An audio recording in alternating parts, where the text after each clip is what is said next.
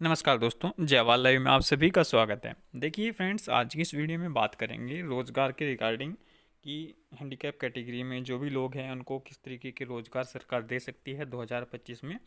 कौन कौन सी जॉब आप कर सकते हैं, उसमें हम प्राइवेट जॉब की भी बात करेंगे, गवर्नमेंट जॉब की भी बात करेंगे। चैनल पर नहीं तो चैनल को सब्सक्राइब जरूर कर लीजिएगा। चलिए दोस्तों, अगर हम बात करें, देखिए दो तरीके की आपके पास जॉब होती हैं। एक तो गवर्नमेंट जॉब और दूसरी प्राइवेट जॉब।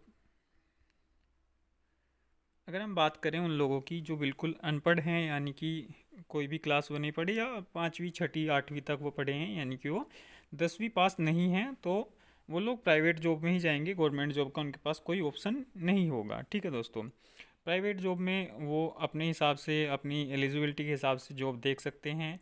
वो अगर उनके पास थोड़ा बहुत स्किल है कुछ ना कुछ करने की, तो उस काम को कर सकते हैं। ये आपके ऊपर निर्भर करेगा। प्राइवेट जॉब में तो सारा कुछ आपके ऊपर डिपेंड करेगा। अगर आपके पास, आप पढ़े लिखे हैं, तो प्राइवेट में भी आप अच्छी सैलरी ले सकते हैं, अच्छी जॉब कर सकते हैं। इसके बारे में हम लास्ट में बात करेंगे, चर्चा करेंगे। पहले हम जो बात करते हैं वो गवर्नमेंट के ऊपर बात करेंगे, गवर्नमेंट जॉब के ऊपर चर्चा करेंगे। इसमें अगर आपने 10वीं भी की है तो कौन कौन से अवसर आपको मिलेंगे सरकारी नौकरी के। 12वीं पास की है या आपने ग्रेजुएशन की है।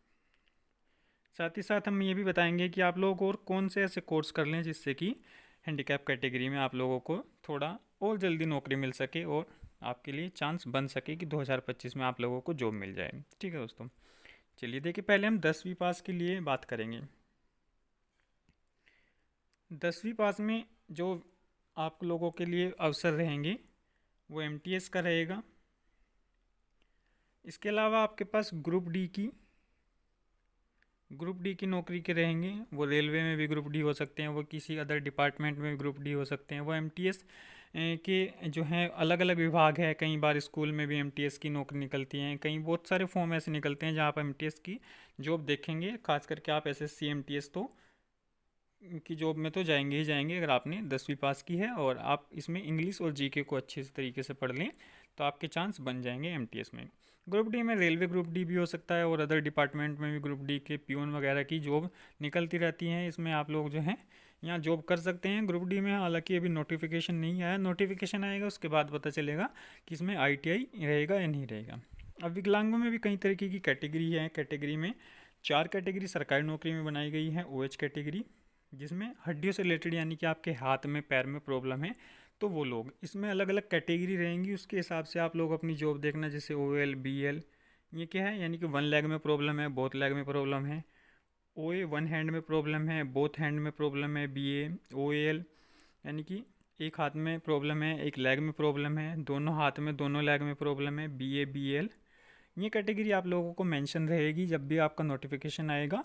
और वो नोटिफिकेशन हम लगातार अपने चैनल जयवाल पॉइंट पर आपको दिखाते हैं। जो भी नौकरी आपकी आती है तो आप वहाँ पर भी विजिट कर सकते हैं, वहाँ भी जा सकते हैं। जयवाल पॉइंट के नाम से चैनल है। तो ये चीज़ें हैं ओएच कैटेगरी में। इनमें जैसे अभी ओएल की वैकेंसी निकलेंगी रेलवे ग्रुप डी में, और उसके साथ आईटीआई कंपलसरी होता है नहीं होता, वो चीज़ें आगे देखेंगे, बाद में आगे पता चलेगा। बिल्कुल जो ऑफिशियल नोटिफिकेशन आ जाएगा कि उसमें कोई चेंजेस होता है नहीं होता है, अभी उसके बारे में तो खैर कुछ नहीं कहेंगे। और अलग अलग क्लैरिकल की भर्ती, इसमें अगर आपने, अगली कैटेगरी हमारे पास वीआई होती है। इसमें जो आइज से प्रॉब्लम होती है, आइज से रिलेटेड ब्लाइंड पर्सन होते हैं, वो वीआई कैटेगरी में आते हैं। इन दोनों कैटेगरी में कंपटीशन अच्छा खासा है। OH category, VI category. इसके बाद एचएच कैटेगरी, जिनको हेयरिंग हैंडीकैप हैं, जो लोग जिनको सुनने में दिक्कत है। एमडी कैटेगरी, इसकी भी मैंने अपनी चहवाल पॉइंट पर कई बार डेफिनेशन बताई हुई है, कई बार इसे बताया हुआ है एमडी कैटेगरी क्या है। एमडी कैटेगरी में वो लोग आते हैं जैसे किसी के एक हाथ में प्रॉब्लम है और एक आँख में प्रॉब्लम है, या फिर आपके एक कान में प्रॉब्लम है, एक पैर में प्रॉब्लम है, या आपकी आँख में या कान में प्रॉब्लम है। इस तरीके से दो कैटेगरी अगर आपस में मिल जाएँ, वीआई और ओएच कैटेगरी मिल जाएँ तो एमडी में आ जाएंगे। एच एच और वीआई मिल जाए तो भी एमडी में आ जाएंगे। एच एच ओ एच मिल जाए तो भी एमडी में आप लोग आ जाएंगे। ये एमडी कैटेगरी होता है। तो ये हैं चारों कैटेगरी, इनके हिसाब से जॉब मिलती है। 2025 में आपके सामने अवसर रहेंगे एसएससी में। काफ़ी सारे अवसर यहाँ आपको मिलेंगे, जैसे CHSL, MTS अभी हमने ये 12वीं बेस पर, MTS हमने बताया ये 10वीं बेस पर, CGL, दूसरा स्टेनो, स्टेनो का भी क्रेज़ अब ज़्यादा हो चुका है, इसमें आपको स्टेनो सीखनी पड़ेगी और स्टेनो में आपको एक अच्छी जॉब मिल जाएगी, एक रेप्यूटेड जॉब मिल जाएगी। स्टेनो अगर आप चाहें, स्टेनो आप हिंदी इंग्लिश में कहीं से भी सीख सकते हैं, किसी भी सेंटर पर जा कर के, जहाँ स्टेनो आप लोगों को सिखाई जाती है। एक तरीके की लैंग्वेज है, इसका एग्ज़ाम होगा आपका, पहले रिटन टेस्ट होगा, फिर इसका आपका एग्ज़ाम होगा। ये आपको एसएससी के रिगार्डिंग देखने को मिलेंगी भर्ती। इसके बाद बैंक में आपको जॉब देखने को मिलेंगी।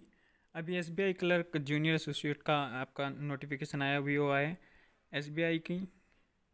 एसबीआई में आपको पीओ क्लर्क ये दोनों मिलेंगी। बाकी अदर जो एग्ज़ाम्स होंगे वो आईबीपीएस के रिगार्डिंग होंगे। आपके नाबार्ड जो हैं, आपके एलआईसी, नाबार्ड, ये सब, और भी बहुत सारी फाइनेंस कंपनीज होती हैं जो कि जॉब निकालती रहती हैं, ये बैंक में आप लोगों को देखने को मिलेगा। उसके बाद रेलवे, ये सब 2025 में ही आपके सामने जॉब्स होंगी दोस्तों। रेलवे में आप लोगों को जो वैकेंसीज देखने को मिलेंगी वो टेक्नीशियन की, जो कि आईटीआई पर 12th अगर आपके पास पीसीएम है, और टेक्नीशियन में आपके पास आईटीआई है ये। दूसरी एनटीपीसी जो कि टिकट क्लर्क वगैरह की, और ग्रुप डी। ये वैकेंसीज आप लोगों को यहाँ पर रेलवे एग्ज़ाम्स में देखने को मिलेंगी। इसके अलावा टीचिंग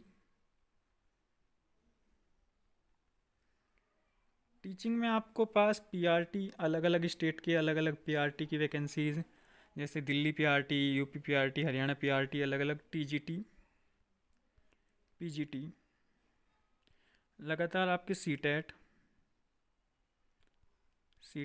ये सब भर्तियां आपको देखने को मिलेंगी टीचिंग में भी 2025 में। अगर आपके पास बीटीसी, बीएड, डीएलएड वगैरह कोई भी सर्टिफिकेट्स हैं टीचिंग एग्ज़ाम्स का, तो आपको इसमें भी अवसर मिलेंगे। ठीक है दोस्तों, आगे बात करें हम स्टेट की।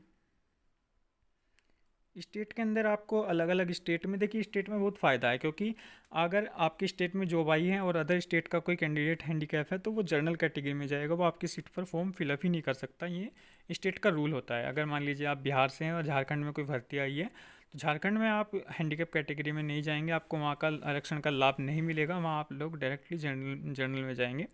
स्टेट में अलग अलग आती है वैकेंसी, जैसे यूपी पैट, इसके माध्यम से UP triple S C, junior assistant, patwari, ये सब जो भी वैकेंसीज होती हैं। ऐसे हरियाणा में सीईटी निकलता है, राजस्थान का भी अलग अपना एग्ज़ाम हो रहा है, गुजरात का अपना अलग एग्ज़ाम हो रहा है, दिल्ली का अपना अलग एग्ज़ाम हो रहा है। तो इस तरीके से इन सब के हिसाब से आपको क्लरिकल की वैकेंसी, जो काफ़ी अच्छी वैकेंसीज होती हैं हैंडीकैप कैटेगरी के लिए, ये वैकेंसीज आप लोगों को यहाँ पर देखने को मिलेंगी। ठीक है दोस्तों, तो इस तरीके की वैकेंसीज, अलग अलग वैकेंसीज आपको अलग अलग उसमें स्टेट में देखने को मिलेंगी। इसके अलावा अगर हम देखिए बात करें, अगर आप चाहते हैं कि कुछ थोड़ा सा इम्प्रूव हो, हम अलग से कुछ करें जिससे कि हमें जॉब मिल जाए, तो एक तो आप अपना पोस्ट ग्रेजुएशन करिएगा। पोस्ट ग्रेजुएशन को आप न तो छोड़िएगा कि पोस्ट ग्रेजुएशन में क्या करें। बहुत से लोग ऐसे कह देते हैं कि बीए करने के बाद यार एमए क्या में क्या फ़ायदा आपको कहीं ना कहीं मिलेगा। तो पोस्ट ग्रेजुएशन को आप करिए, बीएड, बीटीसी, जो भी आपको ठीक लगे वो भी आप करिए। दूसरा, आप अपनी टाइपिंग पर ध्यान दीजिए। जिन लोगों को हैंड में प्रॉब्लम नहीं है वो लोग टाइपिंग में अपना ध्यान दें, जो टाइपिंग कर सकते हैं। इसके अलावा आप ओ लेवल जैसे सर्टिफिकेट को कर लें, कहीं ना कहीं फ़ायदा आपको देंगे। इसके अलावा अगर आप बीकॉम कर रखी है तो एमकॉम करें, कोई सर्टिफिकेट ऐसा करें अकाउंट से रिलेटेड। दूसरा, आप लाइब्रेरियन का कोर्स कर सकते हैं, बहुत ज़्यादा फॉर्म देखने को मिलते हैं लाइब्रेरियन के, लाइब्रेरियन का आप सर्टिफिकेट ले सकते हैं। इसके अलावा आप स्टेनो सीख सकते हैं।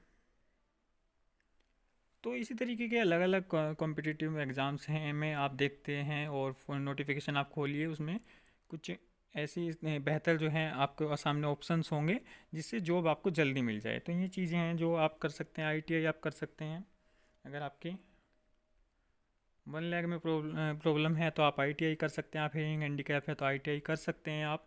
तो इस तरीके की चीज़ें जो हैं, कुछ ना कुछ आप अलग से बेसिक सर्टिफिकेट, आप बीटेक करिए, आप एमबीए करिए, आप पोस्ट ग्रेजुएशन करिए, बीएड, बीटीसी, जो भी आपको अलग, यानी कि कुछ ना कुछ औरों से बेहतर। देखिए एमटीएस में कंपटीशन आपका बहुत रहेगा। अगर आपके पास वहीं डिग्री है एमए की किसी एक सब्जेक्ट से, पर्टिकुलर इकोनॉमिक्स से या किसी और से, तो कहीं ना कहीं आपको इसमें बेनिफिट मिलेगा टीचिंग एग्ज़ाम्स में या फिर किसी और अदर एग्ज़ाम्स में भी आपको जहाँ पोस्ट ग्रेजुएशन मांगी जाएगी, तो बाकी से तो कंपटीशन कम ही हो जाएगा ना वहाँ पर। तो ये चीज़ें होती हैं। अब दूसरा हम बात कर लेते हैं प्राइवेट जॉब के रिगार्डिंग। देखिए दोस्तों, प्राइवेट जॉब में ज़्यादातर लोग कुछ ना कुछ आपके पास स्किल है, जैसे टैली आपने सीखा हुआ है, टैली आपने, या फिर आपने एमबीए किया हुआ है, बीटेक किया हुआ है, तो कोई ना कोई कंपनी आपको जॉब दे सकती है। आप लगातार ट्राई करते रहें। और अगर आप लोग ज़्यादा ही निचली रैंक है, मतलब आप काफ़ी लोग जो हैं ऐसे भी होंगे जो इस चैनल पर जुड़े होंगे जो ज़्यादा पढ़े लिखे नहीं हैं, तो उनके लिए मैं बता दूं कि अपने घर पर भी कुछ ना कुछ ऐसा स्किल सीखें। खास करके महिलाएं होंगी जो कि सिलाई सेंटर, ब्यूटी पार्लर, ऐसे कुछ ना कुछ अपना बिजनेस करने की फिर आप लोग सोचें। फिर आप जॉब की तरफ ना जा करके अपने बिजनेस की तरफ जाएं। जो भी लोग हैं, और ज़्यादा ही अगर उनको प्रॉब्लम है तो कुछ ना कुछ आप देख सकते हैं अपने आसपास एरिया में कि ऐसी कोई फैक्ट्री है या कुछ है, वहाँ पर आप जॉब कर लें तो बेहतर रहेगा। कि कुछ ना कुछ आप सर्च करें, ढूंढें, और कुछ ना कुछ करना ही है तो आप जो है अपने आसपास देख सकते हैं। ये चीज़ें प्राइवेट में बहुत मुश्किल है, और दिव्यांगजनों को खास करके जॉब करना एक टफ है। इसी वजह से कह रहा हूँ कि मैं कुछ ना कुछ अपना बिजनेस आप कर लें। सीएससी सेंटर काफ़ी लोग मैंने देखे हैं कि फ़ोटो स्टेट वगैरह की हैंडीकैप लोगों ने अपनी शॉप खोली हुई है, उसमें जो है सीएससी सेंटर चला रहे हैं कंप्यूटर पर बैठ कर के। ये काम बहुत अच्छा लगा मुझे, और काफ़ी मुझे लोग मिले। दूसरा मुझे सबसे ज़्यादा मिले कंप्यूटर सेंटर वाले, जिन लोगों ने कंप्यूटर सेंटर खोल रखा है हैंडीकैप कैटेगरी में।